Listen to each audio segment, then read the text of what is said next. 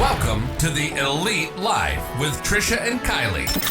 This is where we'll teach you how to develop grit, give yourself grace, and succeed in real estate. So let's dive in.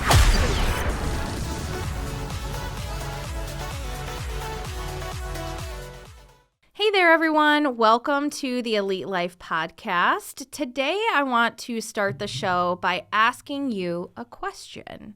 I got this from Candace Owens. She always starts her show off with a question. And my question is, if you had a magic wand that could make anything happen, what would you do? What would you do with that wand? That is an interesting question because usually people are like, if you had a wish, what would you wish for? But right. A wand requires knowing how to use it, right? Wielding its power. You have to know the Bibbidi Bobbidi Boo song, which is what I sang in my head for 4 days after writing this episode outline.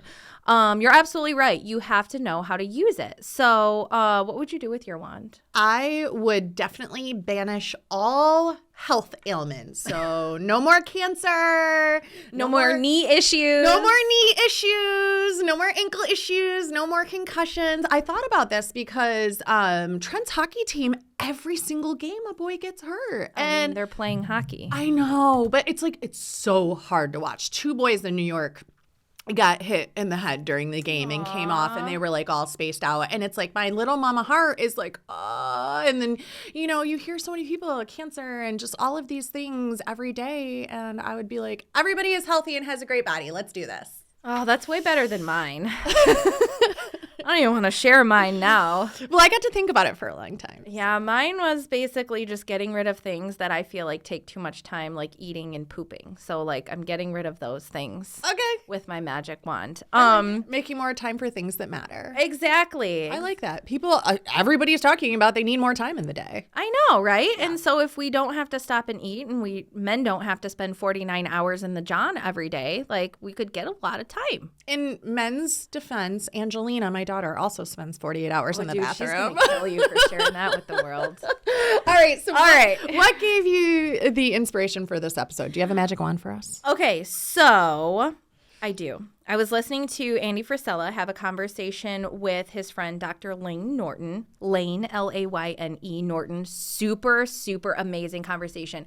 What I like about Andy is that he doesn't really do interviews. He has conversations, kind of like we do here. Mm-hmm. And they intended on the episode going in a completely different direction than it did because they were just talking. So anyways, if you haven't listened to that one, go check it out. So it's so good. Anyways, so these 2 very successful and wealthy men are discussing how they came to be such.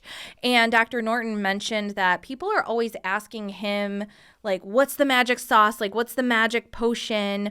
What's the magic formula for success? I know. Consistency. No, that's not what he said. Yeah, it is. No, it's not. All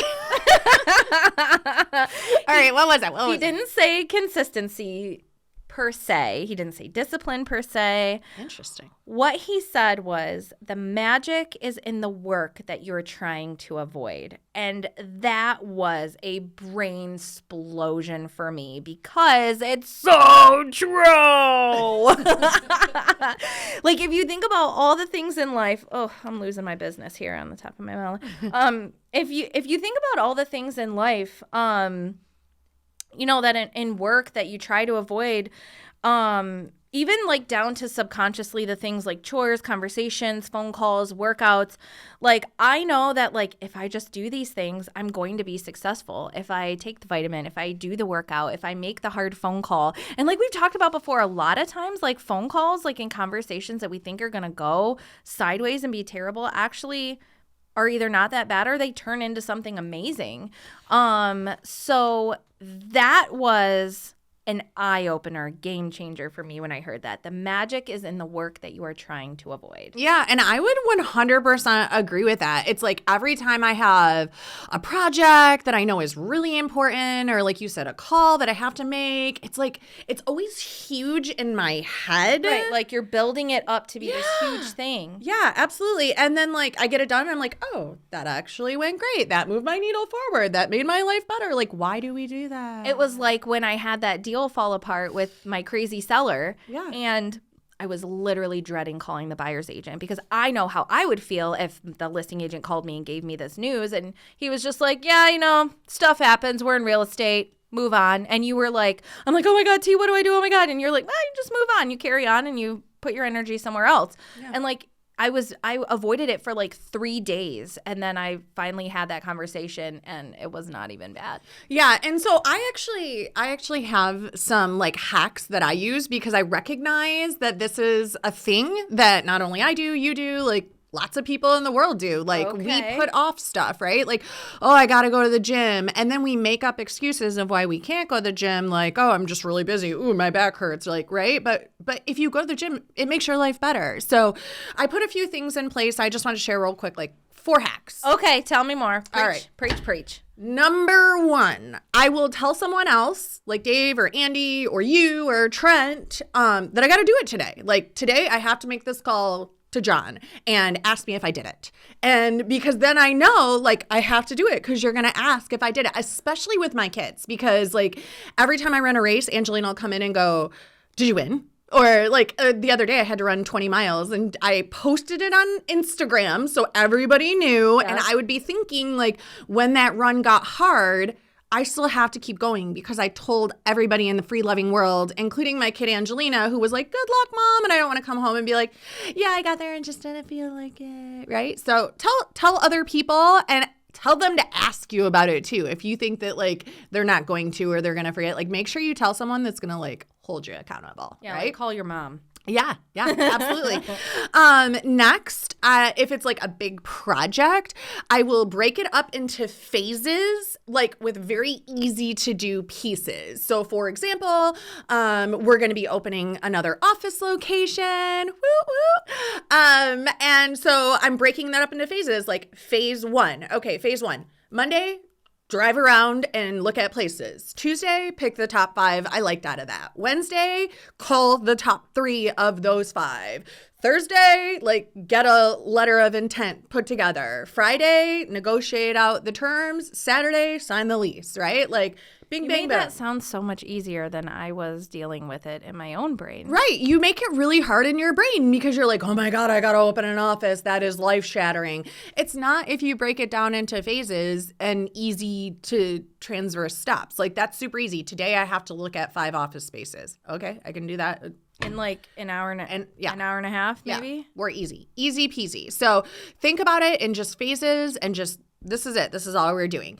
And then the next one is, I won't think about it. So first we're going to think about it, and then we're going to not think about it. Well, no, at first we're going to break it up into phases and easy to follow steps. And then next, if it's something that I know is just going to be overwhelming, like I went skydiving. I knew that if I sat and thought about, I'm going to jump out of a plane, I would talk myself out of it.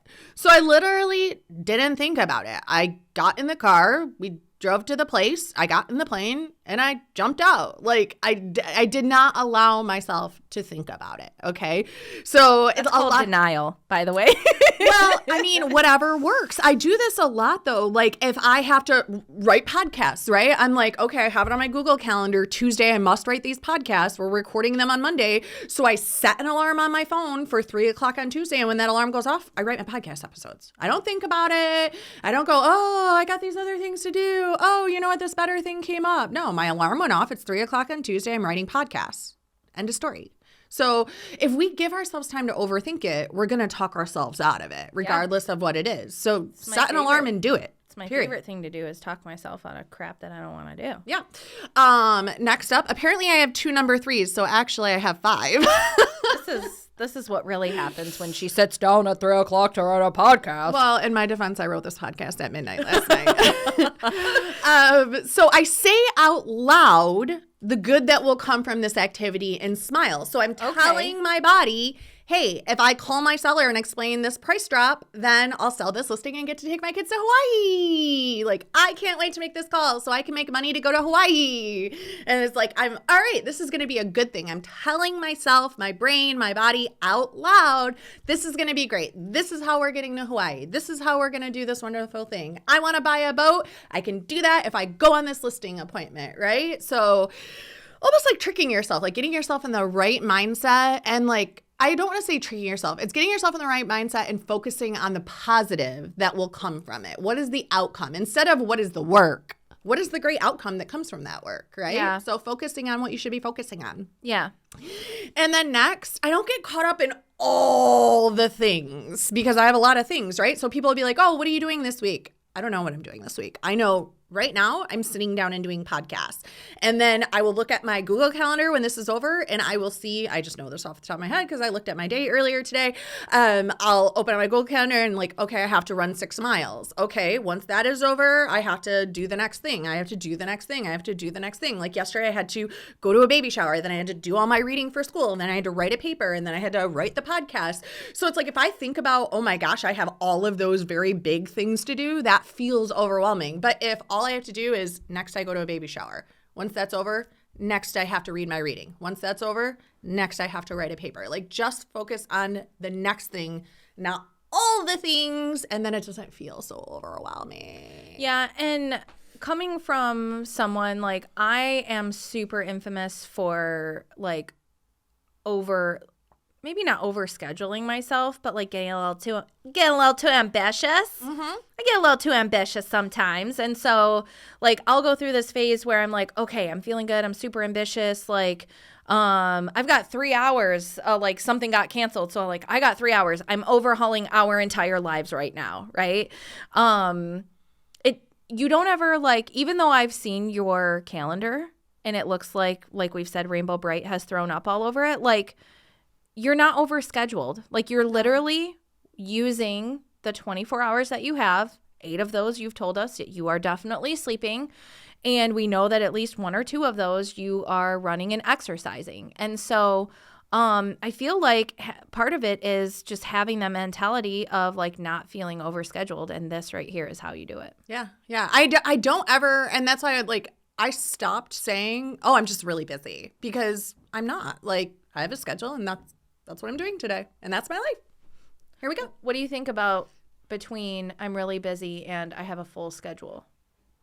Are those both bad terminology, do you think? I don't ever like to say I'm busy because, or I'm tired. Like, oh, you don't allow me to say that. Yeah. One day I told Trisha, I was like, I'm tired. She's like, no, you ain't, B. Go to work. And I'm like, but I am tired. She's like, no, you're not. You are not tired. Well, a great thing I learned, Jesse Itzler, right? He is so phenomenal, and he is a entrepreneur, and he's a public speaker, and he's also a distance runner. And so he ran this 100-mile race, and he's dying. It's 100 miles. Like nobody, no matter how fit you are, 100 miles is just hard. And it's 100 freaking miles. Yeah, and so he's getting into it, and he's like 53 years old, and he's telling the guy that he's running with, who was a Navy SEAL, and he's like, dude, I'm tired. And he's like, no, you're not. He's like, you don't give your pain a voice. Like you can feel pain, you can feel tired, but you don't say that out loud. And I think about that all the time. And like they got to sit down in a chair, and he's like, listen, you can sit down in a chair and you can rest, but you don't quit in the chair. And like I bring those to like every run I take because like I'll be tired, I'll be sore, but I'll just tell myself like we don't quit in the chair. Like we don't quit in the chair. And I will say out loud, like, I feel great. I like ask Alicia, my running partner, like I'm literally mile 17. I'm like,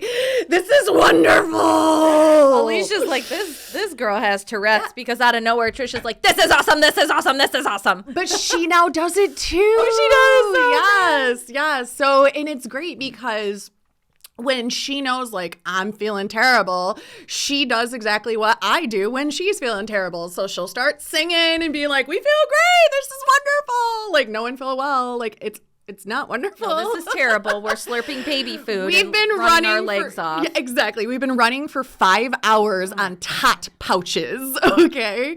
But just because you feel it doesn't mean you have to give it a voice. And if you can keep that positivity in your mind at all times, you can get through anything. Because here's the deal. At the end of the day, like there's so much more inside of us that we never even tap into. And if you had to, you would. Right. And I remind myself that all the time. Like, if somebody was holding Trent for ransom at the end of 100 miles, I would finish that 100 miles. Oh, yeah. If somebody said you don't get your child unless you don't eat food for 5 days, I would not eat food for 5 days. Like, you can literally do anything in the world if you want to bad enough.